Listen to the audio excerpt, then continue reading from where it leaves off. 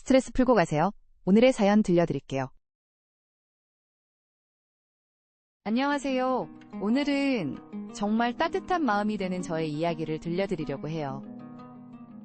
지난 3월에 있었던 일인데 지금 생각해도 가슴이 뭉클해지는 일이었거든요.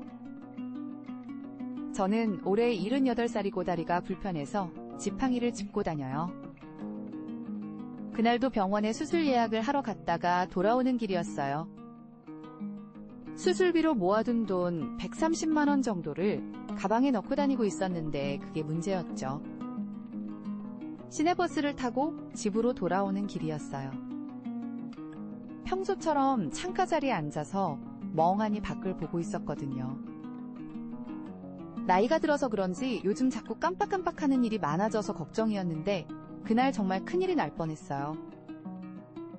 버스에서 내릴 때 지팡이에만 신경 쓰느라 가방을 깜빡하고 버스에 두고 내린 거예요. 집까지 걸어가는 중에 문득 가방이 없다는 걸 깨달았어요. 순간 머리가 하얘졌어요. 수술비 130만 원이랑 휴대전화까지 다 들어있었거든요. 다시 버스 정류장으로 가봤지만 이미 그 버스는 떠나고 없었어요. 어떻게 해야 할지 모르겠더라고요.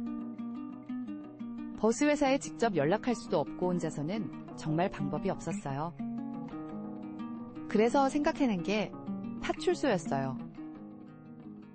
파출소까지 지팡이 짚고 걸어가는 게 쉽지 않았지만 다른 방법이 없었어요. 다행히 그리 멀지 않은 곳에 있어서 천천히 걸어갔죠. 파출소에 도착했을 때는 이미 다리도 아프고 숨도 차더라고요. 파출소 문을 열고 들어가는데 경찰관들이 저를 보자마자 황급히 일어나서 나와주시더라고요. 제가 지팡이를 짚고 있으니까 무슨 일인가 싶어서 그러셨나 봐요. 저는 다급한 마음에 상황을 설명했어요. 버스에 가방을 두고 내렸는데 거기에 수술비 130만 원이랑 휴대전화가 들어있어요. 어떻게 하면 찾을 수 있을까요? 라고요. 부리가 떨렸던 것 같아요. 그 돈이 없으면 수술을 받기 어려웠거든요.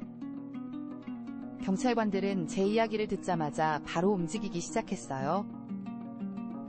시내버스 연합회에 연락하고 제가 탔던 버스 노선을 확인해서 해당 버스 회사에도 연락했어요.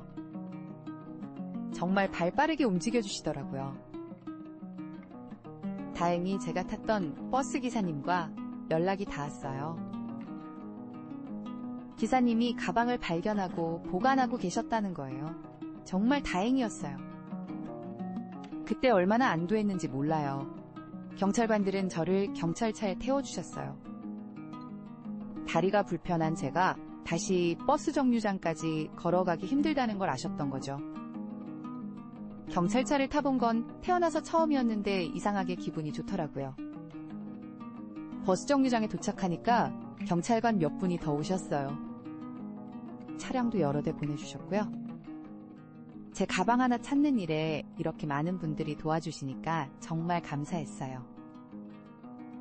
버스가 도착하자 경찰관들이 황급히 뛰어가시더라고요. 버스 기사님께 가방을 받아서 저한테 가져다 주셨어요.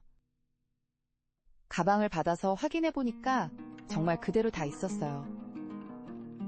돈도 그대로, 휴대전화도 그대로 있고요. 그대로 다 있네요 라고 말했을 때 제 목소리에 얼마나 기쁨이 담겨 있었는지 몰라요. 경찰관들도 저와 함께 기뻐해 주시더라고요. 정말 고마웠어요.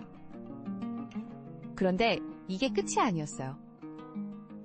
집에 와서 밤새 생각해보니까 경찰관들에게 너무 고마웠던 거예요. 그분들 도움이 없었다면 제 수술비는 날아갔을 거거든요. 그래서 다음날 다시 파출소를 찾아갔어요. 사실 음료수라도 사서 가려고 했는데 다리가 아파서 멀리 가기가 힘들더라고요. 그래서 집에 있던 용돈을 봉투에 넣어서 가져갔어요. 많지는 않지만 그래도 제 마음이었거든요. 파출소에 가서 어제 너무 고마워서 음료수를 사오려고 했는데 다리가 아파 못 사왔다면서 봉투를 드렸어요. 그런데 경찰관들이 감사의 마음만 받겠습니다. 라면서 정중히 거절하시더라고요. 저는 정말 드리고 싶었는데 끝까지 받지 않으시더라고요. 대신에 또 경찰차로 집까지 모셔다 주셨어요. 이런 서비스까지 받을 줄은 몰랐는데 정말 친절하셨어요. 그런데 집에 도착해서 경찰차에서 내릴 때 제가 깜빡하고 봉투를 뒷좌석에 두고 내린 거예요. 나이 들어서 그런지 자꾸 이런 실수를 하게 되더라고요. 얼마 후에 경찰관들이 다시 집으로 오셨어요. 제가 두고 간 봉투를 가지고요. 어르신이 봉투를 두고 가셨네요. 라면서 돌려주시더라고요. 정말 깜짝 놀랐어요. 이런 일까지 하실 줄은 몰랐거든요. 저는 그 봉투를 받으면서 정말 미안하기도 하고 고맙기도 했어요. 제가 2번씩이나 깜빡하는 바람에 경찰관들이 고생하셨잖아요. 나이가 들어서 이런 실수가 많아지니까 정말 죄송했어요.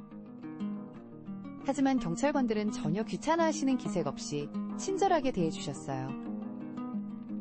괜찮습니다, 어르신. 조심해서 다니세요. 라고 말씀해 주시면서요. 나중에 알고 보니까 이 일이 경찰청 공식 유튜브 채널에 올라갔더라고요. 경찰차 안 의문의 흰 봉투라는 제목으로 말이에요. 아들이 보여줬는데 많은 사람들이 좋게 봐주시더라고요. 댓글을 보니까 멋지고 든든한 경찰분들이 있어 안심하고 행복하다, 따뜻하다, 대한민국 경찰 최고다 이런 반응들이 많았어요. 저도 정말 그렇게 생각해요. 사실 요즘 경찰에 대한 안 좋은 이야기들도 많이 들리잖아요. 그런데 제가 만난 파출소 경찰관들은 정말 친절하고 따뜻하셨어요. 저 같은 노인의 작은 일에도 이렇게 정성스럽게 도와주시고요. 버스 기사님도 정말 고마우셨어요. 가방을 발견하고도 그냥 넘어갈 수도 있었을 텐데 소중히 보관하고 계시다가 돌려주셨잖아요.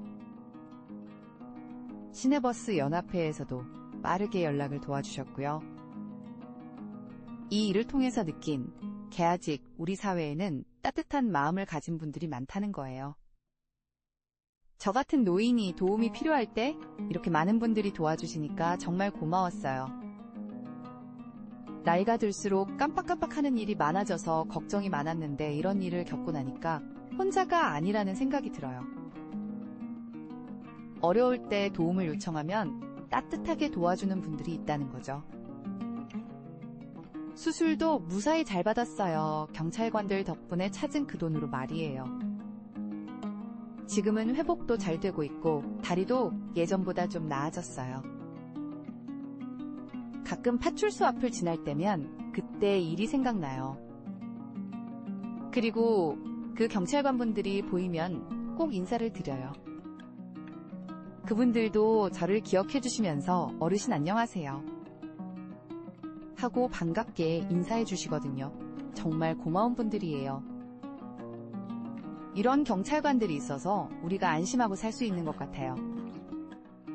앞으로도 건강하시고 항상 시민들을 위해 수고해 주시길 바라요.